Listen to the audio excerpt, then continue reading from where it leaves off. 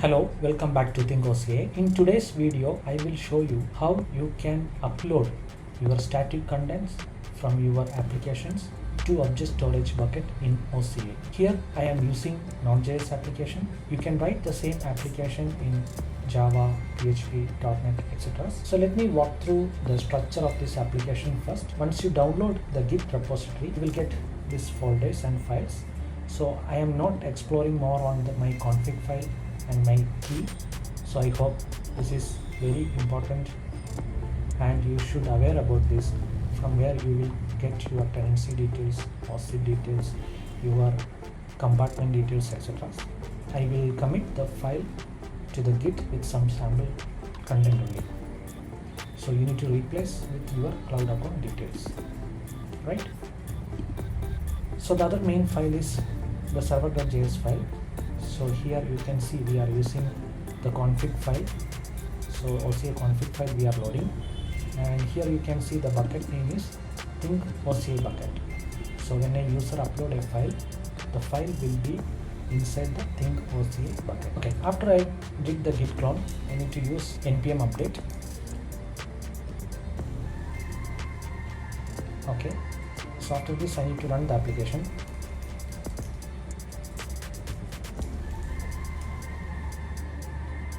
So you can see the application is running on localhost port 3000. So let me bring my browser. So this is the application, localhost, and the port number is 3000. So you can see here two options. One is upload and the second option is view. So basically once you upload the file, you should be able to see in the view. What I did extra is I have given ID, name, and upload a photo. Once this ID has been entered and the name has been given to the file, and the file name will be a combination of ID and name, and it will upload to the bucket, right? So now before I start uploading, let me show you my OCI console.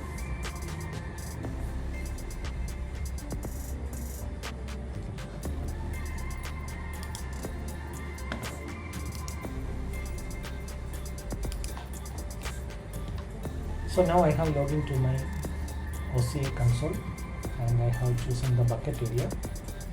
So you can see the Think OCI, and this is in standard tier and the visibility is private.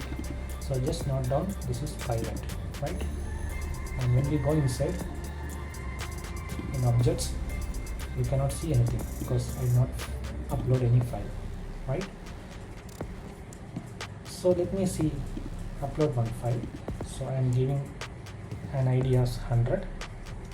The name is think OCI, and let me choose a file to upload. So I have chosen a file to upload. And then when I hit upload, what it happens is this file is being uploaded to object storage bucket. Okay, so let's come back here. Let me refresh.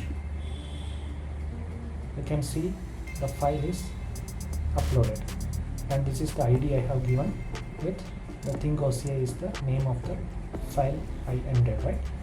So you can see here view object details. The file path is this, but as the bucket is private, you cannot access the file over here because OCI don't know you are an authorized user, right?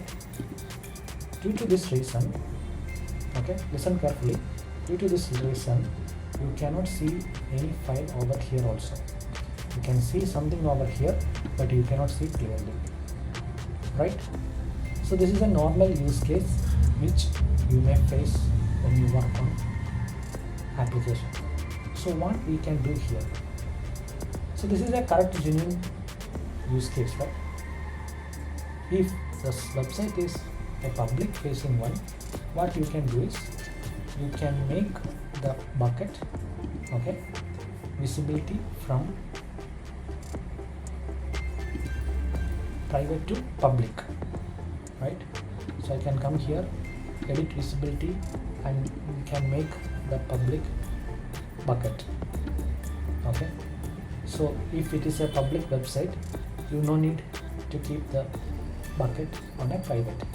So now when you hit this URL, you can see the uploaded file. And the same way here in my application also, when you check on the view, you should be able to see the file, right? So this is a public asset. So what if you need to achieve this scenario in a private bucket, or in other words, if it is a private content? So basically you need to introduce a login system. Okay, so you have to authenticate the user first before it login. Then you have to write a backend API, and the API will call the object storage bucket, and before it call the bucket, it will check whether you are an authorized user to view this content or not.